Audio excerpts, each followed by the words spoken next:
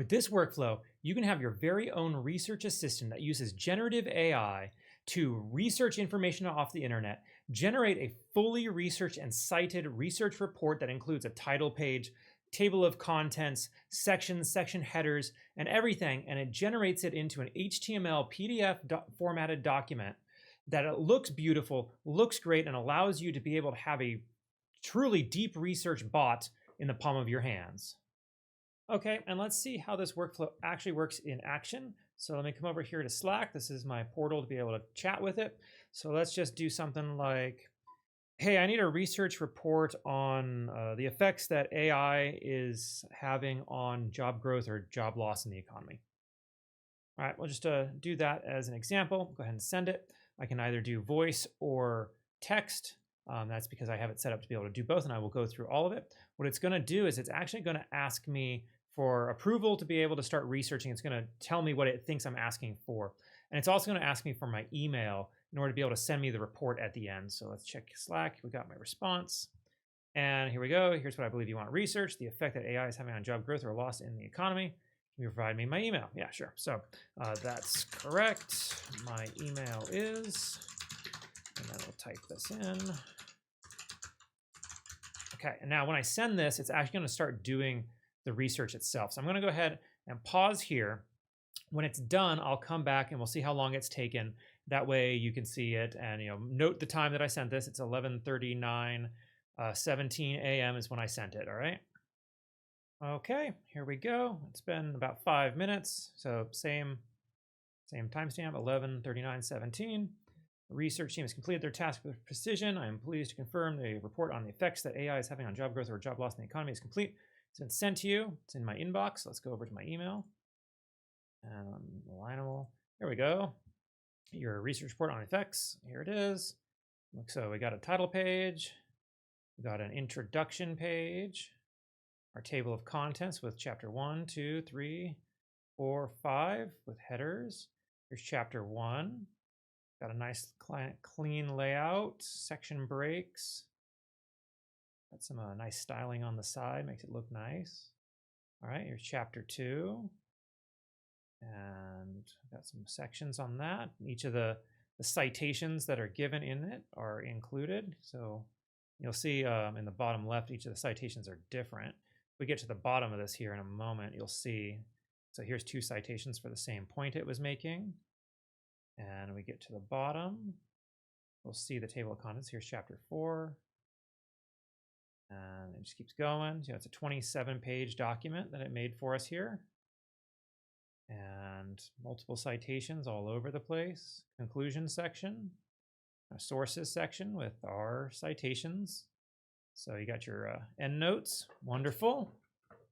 All right, beautiful. As always, you can download this N8N workflow for free from my free school community, where we give away over 30 different business-focused workflows, ranging from social media posting bots, executive assistants, lead and email scrapers, and more, with new free workflows coming out every week, along with tutorial videos, how-to guides, and a community of automation-focused business owners, all looking to collaborate and grow their businesses with AI-powered automations. You can also join our advanced community for weekly tech support calls, marketing and business growth discussions, as well as getting to pick my brain on N8N, AI automations, or business in general. All right, now let's actually walk through how this workflow does what it does. Now, if you've watched any of my other videos where I have these giveaways for the bots, here's kind of the same standard introduction for all of my bots. It allows me to use Slack and have a threaded memory so that as I communicate with the bot, it remembers what I've said with it. It's able to take both audio and text inputs. And we'll go through all of that in a second, but kind of as an overview, what we're going to do is we're going to process our request.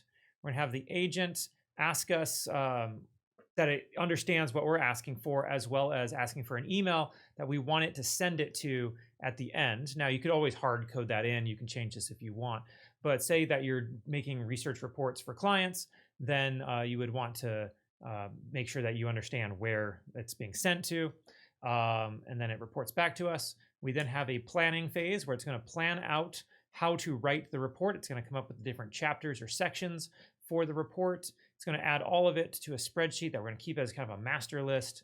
And then that's going to run through this process down here. This process loops through each chapter, uses Tavily to do research. It gets me 5 results for each section of the report, and then compiles that information, writes the information into a section, and then it goes through this process over here to add it all to the spreadsheet. Then it writes the introduction, writes the conclusion, generates our citations and our footnote page.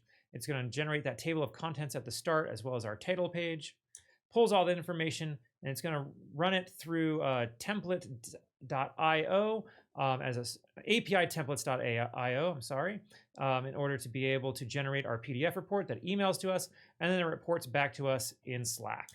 So that's the process that we're about to go through. I'm kind of trying to hustle through this, show you how this whole thing worked, and show you node by node how it goes. So we start with our Slack trigger. We want to make sure you set up your Slack bot. I will have a video in the description below on how to set up Slack bots. Trigger on any event, check the channel that you want the bot checking, and make sure to ignore the bot from that channel as well, because you don't want to create a recursive loop of the bot responding to itself. It's not so cool when it does that. We run it through this code node here. This code node is checking to see where we are at in a thread, whether we're on the top of the thread, so our first message to it, or we're involved somewhere in the thread where we're continuing a conversation. So it finds that session ID, then it outputs some information, the session ID, the user ID, the text if we send it a text message, our timestamp of our message, our thread timestamp if there is one, whether it is a thread, and any files that are attached. And those files being, in this case, an audio file. And we run it through a switch node. The switch node is checking to see if there is an audio file, and in this case, it'd be an M4A. If so, it'll go up the top branch. If there is no M4A file, then it's most likely just a text message to it, and it'll go down the bottom branch. We then go to the split here, where we are either processing the audio or the text. The text is pretty simple. It just takes the text from the code node that it just grabbed, and then it will just generate a new field called text for it. The audio will come through this HTTP request node. We're pulling our URL private download link from Slack. Make sure you have your Slack credentials connected, your Slack credentials, not the bots, and set that up. And then we're going to have a response. Response format will be file, and the output will be binary. That then gets passed through this OpenAI transcription node. So our resources audio operation is transcribe a recording, and we're going to input a binary. That'll all come out as a text output that will be then run through this edit fields node here. The edit field node is looking for a JSON.text. That way it captures either the transcription or the text that we send it manually, one of the two. We also make sure that it passes the user ID, the timestamp, the thread timestamp if it was able to find one, as well as our session ID, that including the word top or the thread ID, which I'll cover in just a second. All right, all that then goes through this. It gets split again. One branch goes to this merge node, all the information just getting passed to it. The other set goes down to this bottom branch. We're checking whether our session ID contains the word top. Now back here in the code node, I mentioned that it was looking for whether our session ID contains the word top or whether there is a thread ID identifiable. Now what will happen is the very first time that our bot responds to us, and it's going to generate a thread ID that then gets logged into Postgres. And that's how it knows whether or not we're on the top or whether we're doing a thread timestamp session ID, one of the two. All right, as soon as it responds, it creates the session ID that has the thread timestamp on it. And so the second time you pass it through, it'll then go through a different process, which actually will activate this Postgres node down here. And I'll talk about that in just a second. So if we have a top including a session ID, it'll bypass the Postgres node and just come straight to the code node. If we do have a thread timestamp instead of top, then it'll activate this Postgres node here. This Postgres node, and I guess I'll show you real quick the if node. It's just a simple if node. It's checking whether the session ID contains the word top. Then activates the Postgres node here. If you don't have Postgres set up, I will have a video link in the description below on how to set up Postgres, so you have that memory for your bots. But we're just doing an operation select. Schema is public. Table is whatever table that you're using for your bot chat memory. I have my limit set to 40 just because if there's any sort of back and forth, I want to be able to pass that. And then we are selecting for the column of session ID. pulling that value of session ID. Now this session ID is the one that has to include the thread timestamp. If it does not include the thread timestamp, it wouldn't find anything anyway, and it wouldn't pull anything, it would error out.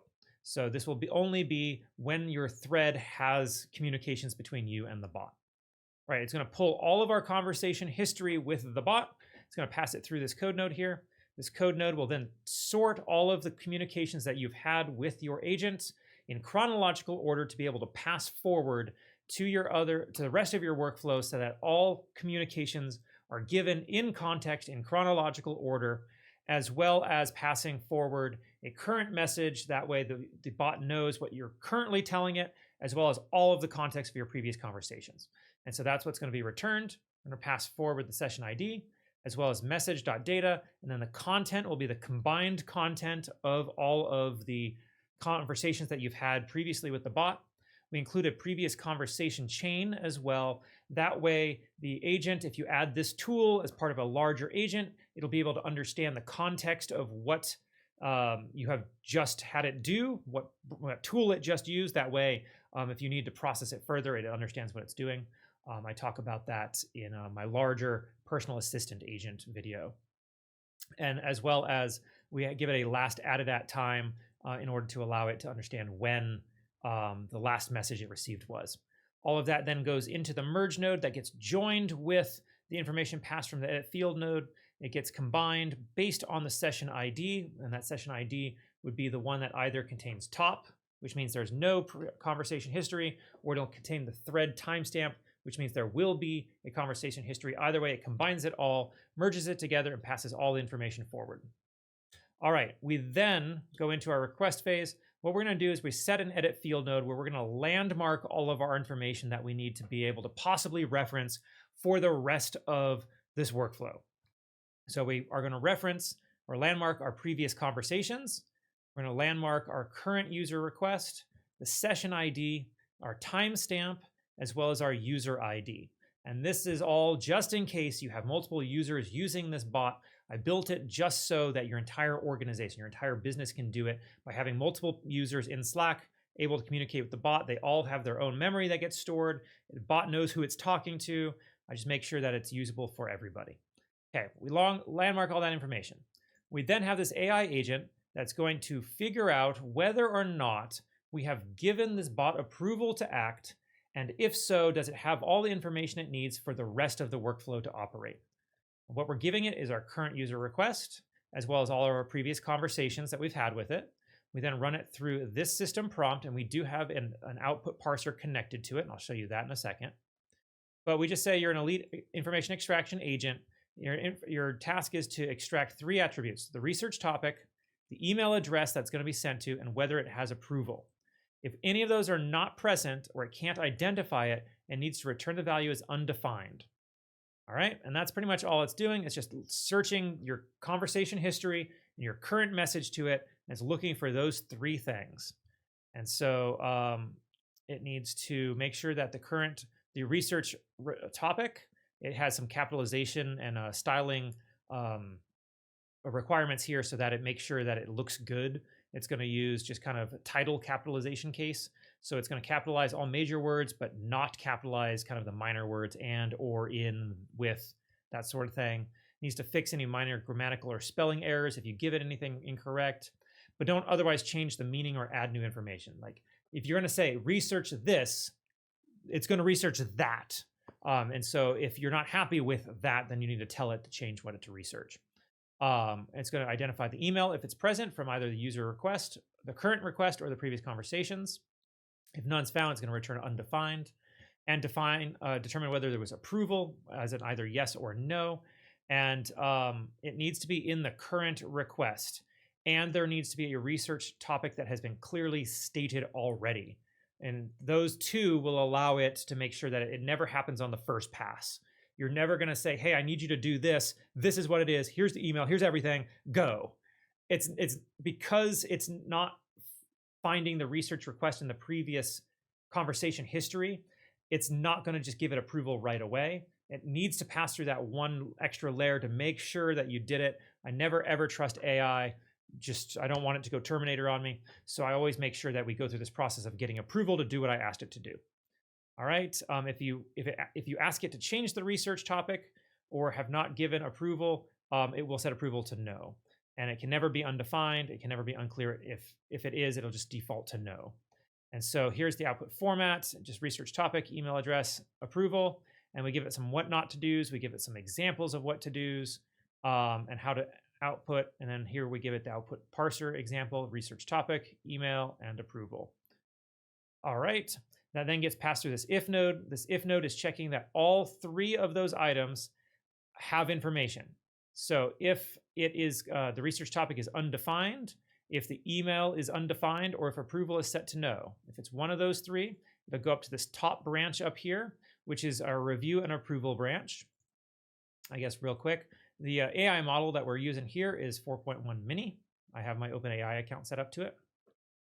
And we input our current request, our previous conversations, as well as give it the information that the previous bot was able to determine if it was. So we give it the research question that the AI agent was able to determine, and with the email that it is able to determine, and whether we've given approval. Now, if you have all three things, you have the research topic, you've got the email and approval, it's not going to come up here. It's not going to come to this path, but you might have approval. It shouldn't ever have approval. I don't think I actually need this here. It's just there because it is. But never mind that. So no output parser here. We have a system prompt. System prompt is its job is to make sure that you understand that you have the correct research question that the bot is going to be operating on. It needs to collect any missing information, and it needs to request final approval to begin research. So the data that we're giving it is our inputs, the ones we just discussed. It's going to restate the research question exactly as we've provided it. It's always going to format it in title case, which is the capital letters on the important words and lowercase on everything else. No rewriting it. It's going to check for any missing information. So if anything was labeled as undefined, it's going to ask you for that information. So if you just go, hey, I need a research report, here's my email, it's going to go, well, what research would you like us to conduct, right? If you don't give it the email, it's going to ask for the email. If both are missing, it's going to then ask you for both. But if everything is present, it's then going to say, are you ready to proceed? So it's going to restate it and go, are you ready to proceed? In which case you say yes or no. We give it some instructions on how to display that. Here's what I believe you want researched. It's going to add some dashes. It's going to give you the research question. And then it's going to possibly make some suggestions and improvements if necessary. And it's only going to ask for missing details if they're not already provided, as well as here's some style rules. If you must quote anything, use single quotes or single dashes. Never ever use double quotes. If it uses double quotes, man, it'll break something somewhere in this AI. Double quotes just break AI and memory so easy. So try to avoid double quotes whenever you can. Never break character or speak like an AI. And some what not to do's, don't rewrite the research question, don't add narrative text, don't use double quotes, no generic or robotic request, don't ask for approval if either the research question or email is still undefined. And we give an example of input and output here. What then will happen is we'll go through our response process here. Now this response process right here, these 4 nodes, is actually the same process that we'll see at the end. So I'm only going to cover this once. Just understand that it is the same response process that I have in pretty much every bot that I have. And so just understand this is what we're doing. So the output from this AI agent is going to come into the Slack node. We're going to have our bot credentials connected. Resource message operation is send. We're going to send to a channel, the channel that you want the bot to be communicating in. Our message type is a simple text message. And our message text is just going to be the JSON.output, the output from our previous AI agent there. We're going to be responding to a timestamp. And in this case, it's going to be the timestamp will always be the thread in essence. It'll be the message, whether it's the first message or some other message in the thread, it will always respond to the thread. And we're referencing the landmark edit field node that we set up. So just the landmark.item.json.timestamp TS. All right, that then goes to this edit fields node. It's going to lock in our session ID. It's going to lock in our text. Now the session ID, I guess, real quick. This is where we're defining the session ID to include the thread timestamp. So the session IDs are always the user ID, colon, and then the thread timestamp. Now, way back over here on the code node, real quick, it generates the session ID always with the user ID, colon, and then it's going to either be top or thread timestamp. So always, always, always is logged to the user. And here it's logging it to the thread ID, and this is going to be the thread timestamp that will capture all communications with this agent from now on at all in this same thread. So if you go to a different thread, then it's going to be a different conversation, different session ID, and so it'll be logged differently. But anything within the same thread, if I continue the conversation, whether or not I continue asking about research, I can add this as a tool to a different bot. It's all going to be contained within one user colon thread timestamp session ID that you can communicate across agents and tools. Okay, we're going to log the text that the agent sent us via Slack. Our previous conversation chain will set to research report. That way it knows that we're talking about research reports if you're using a larger agent. And we add our time added of just this JavaScript snippet of now. All right, that then gets passed to this Postgres node. Operation is insert. Public schema, table is your bot table, whatever you have. Our session ID will pull from that edit fields node. It's just JSON.session_ID. And we send a message of this here. The type is human. We're letting it know that we're sending a human message. And the data is going to include a content field, which is our landmark of the text that the human sent, that user current request. And we have all this extra kind of code here, this dot replace stuff.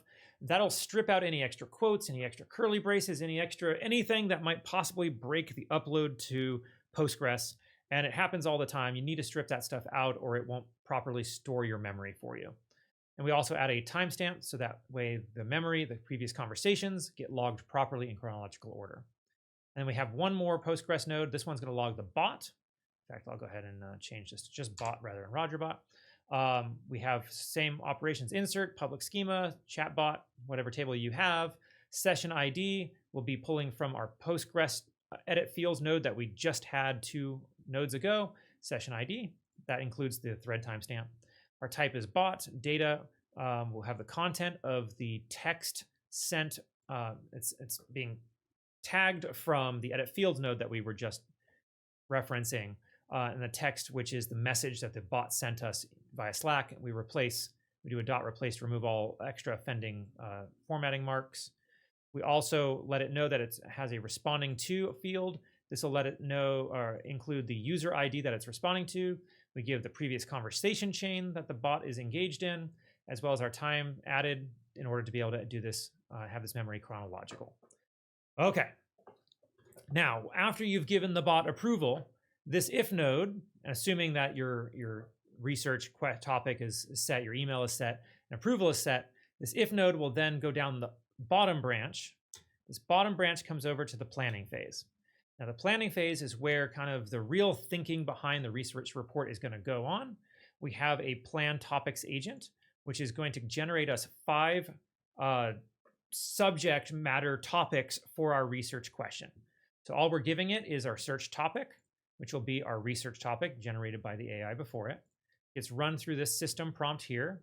It's going to break down the topic and identify 5 distinct yet interrelated subtopics. They must all contribute to a well-rounded, multifaceted understanding of the main topic. They must be specific enough to enable deep and focused research. They can't be just too broad like AI or the economy. It needs to be something specific they can actually do research on.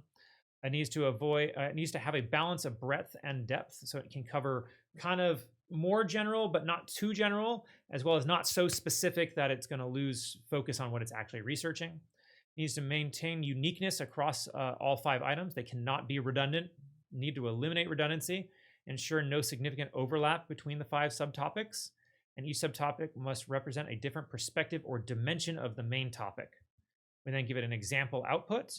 We give it some examples of inputs, and then some final notes. The responses must be concise, highly relevant, and well-structured. Always prioritize clarity, research depth, and subtopic diversity. Do not produce vague, redundant, or superficial subtopics. Now we have a output parser set up for this. I'm going to go ahead and show that. So just topic 1, topic 2, 3, 4, 5, and we just give it some examples of what it should output.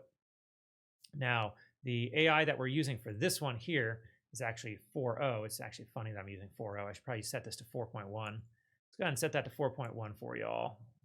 4.1 is just as good as, it's actually much better than 4.0. So let's go ahead and change this as well. Change the name, 4.1. All right. Now it'll even be better. All right. All those topics get passed over to this chapters agent. This chapters agent is going to get our research topic that we're pulling from our AI agent kind of at the beginning.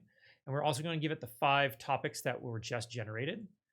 This also has an output parser, and we're going to run it through this system prompt here. This one is kind of the structural development agent for the whole research report. So it's going to make the title, develop any style guides, any chapter structure that it needs, and then output kind of the chapter titles for what is going to be made. So yeah, it has the 5 topics it's going to write about, but now it's going to generate the chapter titles. So it's going to generate one clear topic for the whole report. It's going to generate a style guide that includes tone, the writing style, the formatting, so how it all needs to be written in HTML, and a citations guideline, and it needs to make sure that everything's consistent across all of these various aspects of the report. And language, and it's going to use a third person's perspective, no I's or we's or you's. It's going to generate those chapter titles based on the provided subtopics. They need to be formatted in HTML using H2 headers. They need to be descriptive yet concise. And then we give it the examples of what it needs to do. So it's going to have a title, a style guide, and then chapter 1, 2, 3, 4, 5 with those titles. And so here's our example output and some final notes of, be concise, relevant, well-structured. Do not generate the introduction, preface, or summary. Don't actually make the introduction. Only return the title, the style guide, and the chapter titles, and be professional. So our output parser includes all of the same things we just showed you right there. All right. That all then gets sent to a spreadsheet. Now, I don't know if I'm going to pull up the spreadsheet. Yeah, give me a moment. Okay, so here's the spreadsheet. I have some other research reports in it, but this is the one we were just running off of, the effect that AI is having on job growth or loss in the economy. And the research report is called Deep Research Report Sheet. It's got one sheet. It's got all these different columns for the title, for introduction, chapter titles, and then the chapter sources, the chapter sections, and then the chapter content. And then everything, all content's gonna be written in HTML. And then we have 5 of those, and as well as our conclusion and table of contents and a title page. So that's this document, and this is basically just a holding place for all of the information that the report generator is going to be making. It's just going to put this information in here and then pull it later in order to generate everything. So it's putting the chapters into this document. So you just connect your Google Sheets credentials. If you don't yet have your Google Cloud Console set up, I will have a link in the description below on how to set that up so you can have Google Sheets connected. Resource, sheet within document. Operation is append row. Document is Deep Research Report Sheet, the one we were just looking at. Our sheet is sheet 1, and I will give you a copy of the spreadsheet so you can use as well. And here's our values to send. We're sending the research topic, the title, as well as the 5 chapter titles that were just generated. Nothing else gets sent, right? Then we have this AI agent. This AI agent is going to take all of that information, the chapter titles, it's going to take your topics, it's going to take our research report, our style guide, and it's going to, here, I'll turn this to expression so we can read it. It's then going to take all of that information and it's going to structure the report into a clean JSON set of objects. All right, so it's all great that we have all these things, but now I need everything to be structured properly to be passed through into the actual writing portion of our agent here. So we're just passing our inputs again, and we're showing it how to output our JSON objects. So I need a chapter number, a chapter topic, a chapter title, the search topic, so meaning the top level thing that we asked it to do, as well as the whole report title. I'm just tying all that together just to make sure that everything is right as it moves through, that it can be merged together based on what I need it to be merged together on in the future. So basically, it's to have a chain of thought of taking all this information, structure the JSON. We tell it what not to do. Don't omit any chapters. Always output 5 objects, even if data is partially missing. Never mix up chapter numbers or topics. Do not include any additional text or anything extra. We give it some examples. So here's some inputs, and then here's our output example. We've got a structured output format here. We go ahead and give it just like this. So number 1, 2, 3, 4, and 5. All right.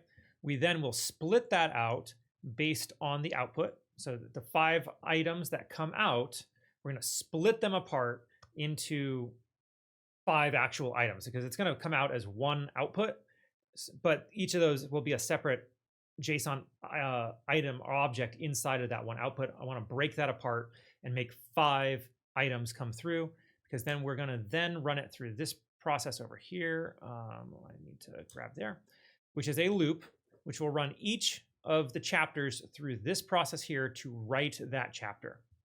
All right, so we have a loop node. It's taking a batch size of 1. It's doing 1 chapter at a time. I have an edit fields node here, which is going to landmark our information that just got pulled out for each item. And the reason I'm doing that is because I have this code node here. This code node here is going to take this Tavily search, which I'm about to tell you about, which is going to be a whole bunch of items. It's outputting a whole bunch of items. And then I kind of aggregate it together using this code node. And so when it comes back through here, these AI agents aren't going to be able to necessarily reference anything previously from the from before the code node without necessarily needing to like use a first or a last operator for expression pathing, or to be able to identify the exact item that we're on, but they're not going to know that. So I'm just going to go ahead and use this edit field nodes to landmark it here so that everything in this loop is able to pull from this edit fields node per loop, so it always has the right information. That's what this guy does. He's just going to take those pieces of information that we have in each item, the chapter number, the chapter title, the search topic, the report title, and chapter topic, and it landmarks it all right there. We then run this through Tavily search. And Tavily does have a free account that it's basically an AI-powered search tool. And what we do is we're just going to use their search. I think you're allowed, a few, like 1,000 searches per month for free, something like that. It was fairly generous, but we're going to use their search rather than say Google search, which I could have also used. But I want it to be able to structure each search with an AI summary that then gets passed forward to my agent rather than having to use my own tokens to do this. So you set up your credentials, just Tavily search, header authorization, set up your credentials there. I'm going to send a body. The JSON is going to have this information here of query, which is your search topic. The search topic is the thing that we're searching for over here. Boom, the search topic. And then we go ahead and also send in topic is general, search depth is advanced, chunks per source is 3, and max results is going to be 5 because we want 5 results. Now each result costs you tokens, and the advanced search costs you even more of their tokens. They're your free tokens per month, and so that's why we're limiting it to 5. That runs through this code node here. This code node is going to take all of those results. It's going to separate out the source URL, so the citation, from the content. It's going to pass all that information forward, and it's just going to give you the sources and the content, and all of that gets moved forward into our AI agents to then be logged later. We then take the information that it just got, so the title of our chapter, our search topic for the chapter, our research that we just got. So we kind of map that out here in order to be able to pull all of that information, because again, it's at least 5 pieces of information. It gives you an array of data. We need to be able to break that array into text that an AI agent can use. That's why we use a .map here and a .join. And we give it the style guide as well. We then have this AI agent here, the system prompt, which is going to generate 3 to 5 original thematic section headers for the search topic for this chapter. All right, all this one is doing is writing those section headers.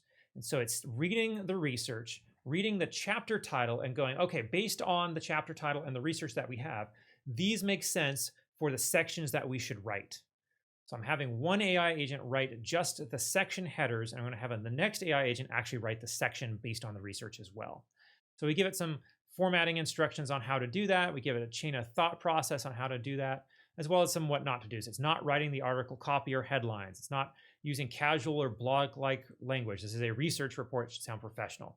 It's not supposed to create more than 5 or fewer than 3 section headers.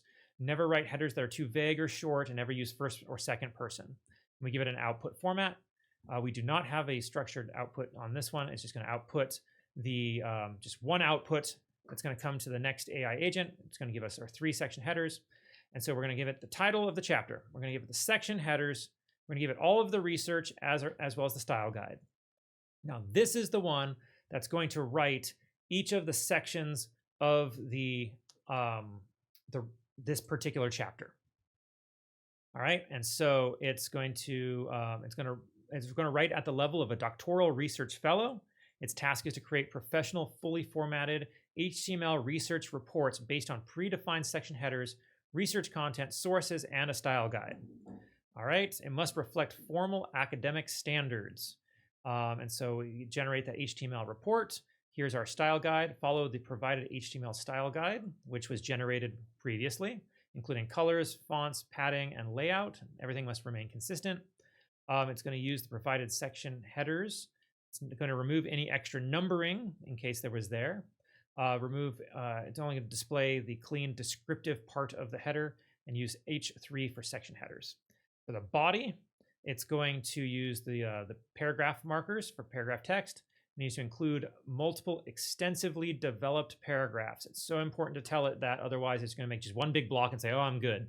No, create multiple paragraphs per section. It can use unordered lists or ordered lists. It can use other section breaks. Do not add any H1 headers. Do not add any chapter headers. Do not add any extra headings or labels or phrases such as research report or section or anything like that. Just clearly start writing. All right, quality content or content quality needs to synthesize the research into an original, well-reasoned and richly developed content. Each section needs to be written as multiple paragraphs, but not necessarily have a fixed number that sufficiently covers the topic. It needs to expand upon the key concepts with contextual background, theoretical discussions, practical examples, and critical analysis, drawing the connections that it finds from the research. It needs to apply logical reasoning. It needs to maintain that logical flow between sections. So that way it's writing as a flow rather than just this section and then this section and then this section. It's writing all of it together, and that way it's all correctly flowing properly through this chapter. It needs to reflect analysis and synthesize the information, not merely summarizing the information. And nothing repetitive or formulaic. It needs to vary everything. It needs to adopt the tone of an academic research report. And it needs to provide inline clickable citations using a number. So that's how we're creating the footnotes, using the number. It's always going to use the bracketed reference number, no parentheses, always bracketed. Cite all claims or any statements based on research. So if it says something that came from something that it read or that it's pulling from, it needs to cite it. All right, give it some section header usage, provide section headers as a basis for each section's content, remove any extra numbering, all that. The chain of thought allows it to understand how it's supposed to do this. You can read that and pause here and read it if you want. It's just basically fairly standard chain of thought of understanding, going through what it's supposed to do, analyzing, extrapolating, writing, and then attributing the citations. And then we give it a whole bunch of what not to do's. Don't include the chapter headings and numbers, no extra headings or numbers, no casual or clickbait language, no relying on just a 2-paragraph formula, no paragraph sources without synthesis and elaboration. It can't just add a citation. That citation needs to be understood in the context of why it's there. No creating a references section at the end. That'll be at the end in the footnotes. And then we give it an output format to follow. And this is the format that every single chapter is going to go through. All 5 chapters are going to go through this loop over and over and over again. So if you change this for one chapter. If you just like, oh, I want chapter 2 to be longer, well, sorry, that's not quite how it's going to work. You're going to be changing every chapter. So understand that if you change any of the stuff in this loop, it's going to change it for all the chapters that come through here. And then at the end of the loop, what we're going to do is we're going to have an edit field node where we're going to landmark all of the information one more time, because this is the information that's actually going to come out of the loop at the end. Once all 5 chapters have processed through the loop, each of them returns a value at the end to then be processed even further. And so I wanted to make sure that all of the information that comes out of the loop is able to be kind of combined in the right way, that the information is processed into the Google Sheets so that everything's put where it needs to be properly and everything is logged properly. I need to make sure, I made sure that the chapter numbers come through. I made sure our chapter titles and search topics, our report title, chapter sources, chapter topic, chapter content, everything gets pulled through properly once the loop ends, and it's going to come over to this code node here that then pulls all of that information out of the loop node and then structures it into a single JSON that is going to have each of the chapters as its own object with its own information. That way, everything is cleanly organized to be processed moving forward. And also, it'll output a single item.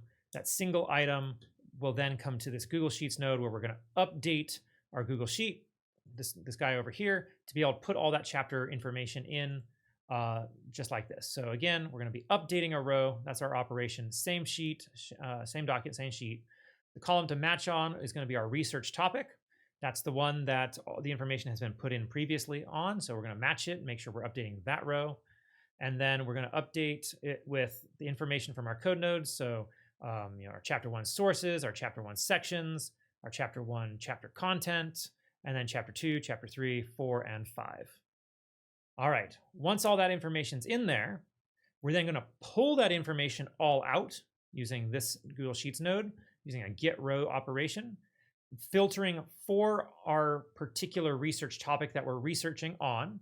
So the research topic, and then pulling it based on the research topic that we just put the information in on. We're now pulling everything in that sheet, in that row, out for it.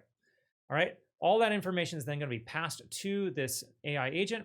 We're going to pass in our sections, section 1, section 2, section 3, section 4, and 5. All that information is going to go through this AI agent, who is a strategic introduction writer. It's going to articulate what this report is about, why it matters, provides industry and competitive context. It's going to anticipate the themes in the sections to follow.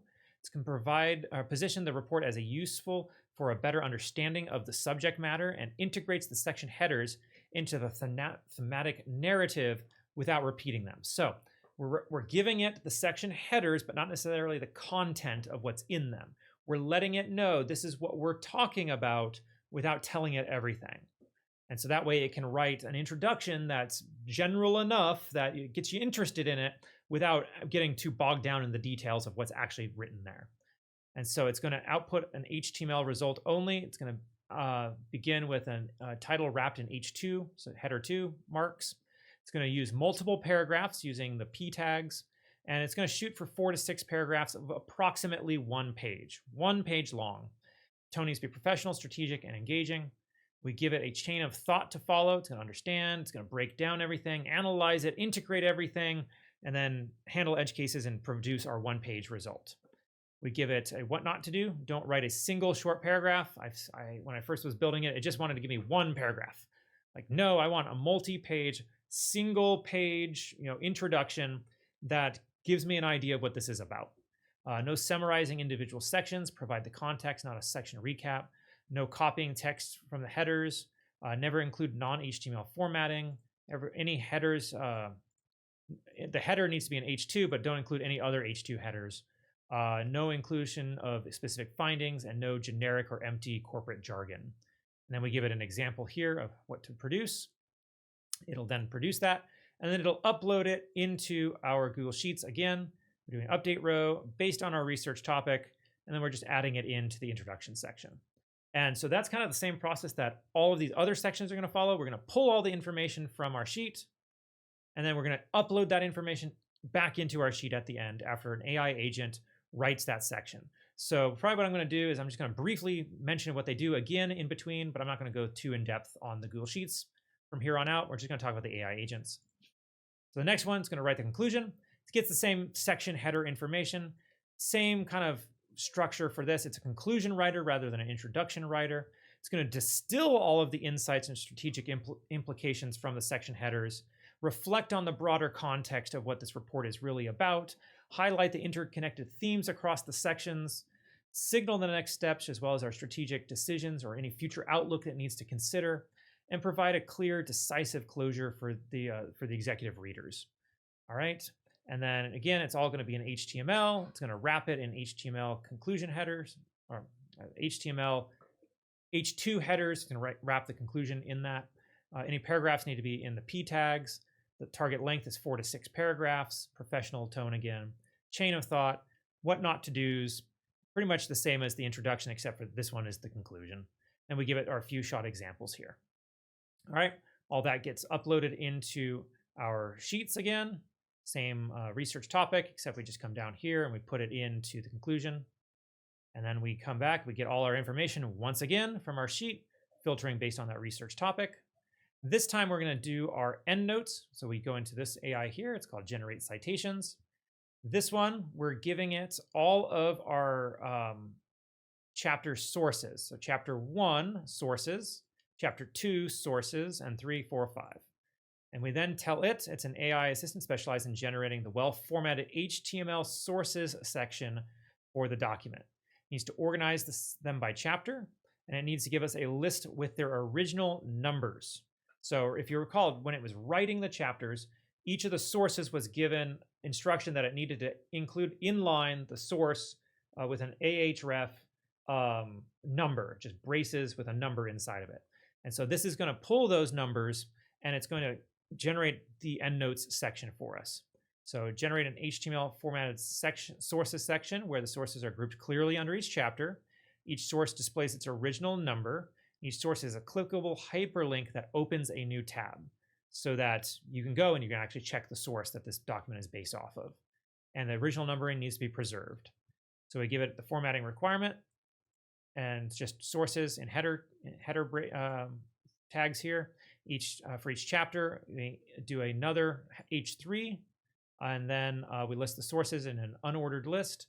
Each source must have the formatting with the ahref for the linking, and then the source title. If a chapter has no sources, just omit that chapter entirely. Ensure all links open in a new tab, so it needs to be a target equals blank. And we give it our example output, as well as some additional important, do not alter or renumber the sources, no including the chapters without sources. Use the unordered list instead of an ordered list, and do not add extra text or explanations. And then all of that gets put into our Google Sheet again. Same sheet based on the research topic. Come down here. You'll see under sources, it'll output that. We then pull everything from our Google Sheet once more based on a research topic. Comes into the table of contents. We're going to pull all of our chapter topics and our chapter sections, chapters 1, 2, 3, 4, and 5, as well as give it our style guide. We then run it through this AI agent here. This AI agent is a table of contents writer trained to craft a clean executive level HTML table of contents for research reports. It must be structured, readable, follow professional style. And then it generates a semantically correct HTML table that structures the chapters clearly as main headings, organizes the sections clearly under each chapter, and applies a stylistic formatting as specified. All right, and so again, HTML, wrap everything in the correct section dividers, use H2 for the title of the table of contents, use horizontal rulers after the title, H2 headers inside the ordered list for the formatted chapters, list the sections under each chapter as a list, a numbered list, inside of an ordered list, and maintain clear indentation and readability. We give it a chain of thought on how to do all of that. Then we tell it what not to do. So never omit the division wrapper, never omit the H2 headers or the breaks, the separators. Never do not format the chapters as list items. The chapters must be H2 headers, and then the list sections must be ordered list inside of the chapters. So never use non-HTML formatting, or don't use Markdown. Never write a single flat list. Maintain a hierarchical structure, and avoid empty placeholders like that. So then we give it an example of the type of code that we expect it to generate. It'll generate it. It'll put it all into our table of contents cell for our Google Sheets. So same information. We're updating based on the research topic. Come down here. It's putting it into the table of contents section. Then we're going to have an edit fields node. The edit fields node is going to go back to the very, very, very beginning. It's going to grab our research topic from our AI agent. I figure there's no point in pulling it from the spreadsheet at this point. We've already called the spreadsheet so many times. I don't want to hit a rate limit on Google Sheets. Might as well pull it from inside the workflow. We grab our research report. We then pass it to this title page generator, where we just give it the title using this prompt here. This prompt tells it to generate a specialized HTML minimally centered title page for an academic research report. It'll be fed into a PDF generator so it understands what it's doing. And it's supposed to generate the cover page. Do not include anything else, just the title page. It needs to center the entire block horizontally and vertically in line using flexbox styling. It needs to be H1 header, so it's the biggest header it can make. It's going to grab the title that you use as the research report title that we just fed it. It's going to use inline styling for everything and use standard HTML quotes if it has to, preferably not using quotes at all. We give it some what not to do, so do not add extra phrases or anything like that. Just give me the quote of the research report title that we have. Don't add any extra attribution lines or footers, no extra HTML coding of any type, no adding page breaks or line breaks, no wrapping everything in Markdown, no escape quotes or anything like that. Just raw HTML. And we give it an example of how to do that. That gets uploaded into our Google Sheet as well. So here we go. We're matching the column with the research report. And then we come down here and adding it to our title page. And then all of that gets pulled one more time. We pull everything from our research report topic. That's then going to get passed into this code node. The code node is going to take all of our information, and it's going to take all of it, and it's going to return us one combined piece of content in this order. So it's going to have our title page, our introduction, our table of contents, chapter 1 title, chapter 1 content, chapter 2 title, content, and so on. It's going to have our conclusion, our sources. It's going to join it all together with line breaks. It passes all of that forward into something called combined content. That combined content is going to be passed to apitemplate.io. And this is a service I really like. They make, free PDFs, honestly, is what they do. They do 50 free PDFs per month. And the price for their paid plan, their lowest tier paid plan, is like ridiculously inexpensive. But you can send them HTML content, and they'll generate a PDF document based on that information that you send them. And so what we do here is we have an account. You have to have an account with apitemplate.io, and I guess I can real quick, apitemplate.io, just like this. And you would just come in, you'd sign up for their account. Their pricing, like I said, they have a free plan. The free plan will give you 50 free per month. And that's whether you generate it with HTML or if you use a template that you've built into their system, it'll make 50.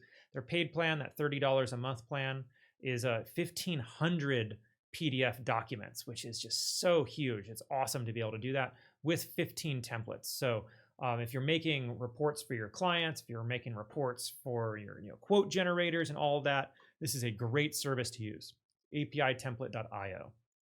All right, but you set up your credentials, and then you're going to pass some information. So we're going to have a query parameter of file name. The value is going to be the name of our research report topic, .pdf.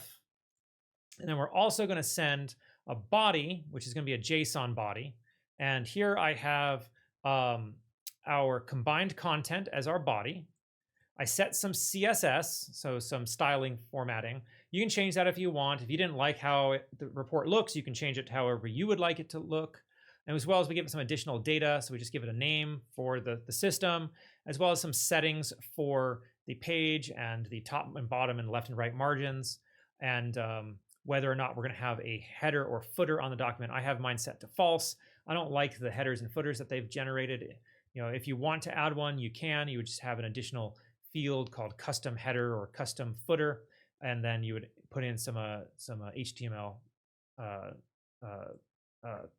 coding there to make it look pretty. All right, so what it does is going to send this off to api-template.io. It's going to generate the PDF. It'll be generated in their system. Well, that's all well and good, but it's in their system. We need to get it down, so we need to download it. So we use an HTTP node, and we're just going to use the JSON.download URL with a get method. You don't need any authentication for this. As long as you have the URL, it's going to download it. We can then send it via email to our client, to ourselves, to whoever. So you set up your credentials, message resource, the resource is message. The operation will be send. We're going to have it sent to the email address that the AI agent determined way back at the beginning. Again, if you want to hard code that, you can change the AI's system prompt to not be checking for the email, or you can hard code it in here. The subject will be research report with the name of the research report pulled from our AI agent. Email type I have set to text. If you want it to be HTML, make a nice, pretty looking email, you can. I'll have another video in the link to the description below on how to make pretty emails. But other than that, we just have some quick message. You know, here your research report on blank, you know, whatever the research topic was, is complete. You can find it attached below. And then we make sure we do an attachment. It's had an option of attachment. And then you set that to data, because that's what is going to be downloading from the HTTP node previously. It's called data. And I also turn off the append NA-to-N attribution option. So it'll just be under options. It'll say append NA-to-N attribution. Just set that off so it doesn't have a generated by NA-to-N. Yeah, that's not cool. And then all of that will get... that's done. At that point, the research report has been sent to you. I do like the closure that I get to have my AI agent let me know in Slack that the report has been finished. That way, if I don't see it in my email, at least I might see it in Slack to know that it's done. So I'll have one more AI agent. It gets the information of here's the name of the report we wanted. We give that to it. And then we have a quick, you're a professional and reliable research operations coordinator. You let the user know that the report has been finished. Okay, you act as a trusted liaison between the research team and the decision maker. Let them know that the task is completed. It has been finalized and delivered. The only task it has to let the user know that the research report is complete, frame it with calm, confident assurance. This outcome was always expected. And then when responding, open with a brief statement acknowledging that the research team has completed their task, clearly confirm what has happened, acknowledge the report is complete and sent, and tell the user where to find it. And it has been sent to their email address, and you just give where the email was. And just sign off with confidence. Here's some style guides, some what not to do's.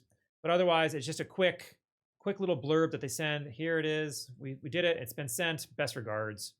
And then after that, it sends it through that process I mentioned before. It sent it to Slack, and then it uploads all of the information to the Postgres once more. And this is important because the user message at this point will not have been included at this point, because only requests that require approval come up here where the user messages get sent. So at this point, the user message has not otherwise been added to the memory again.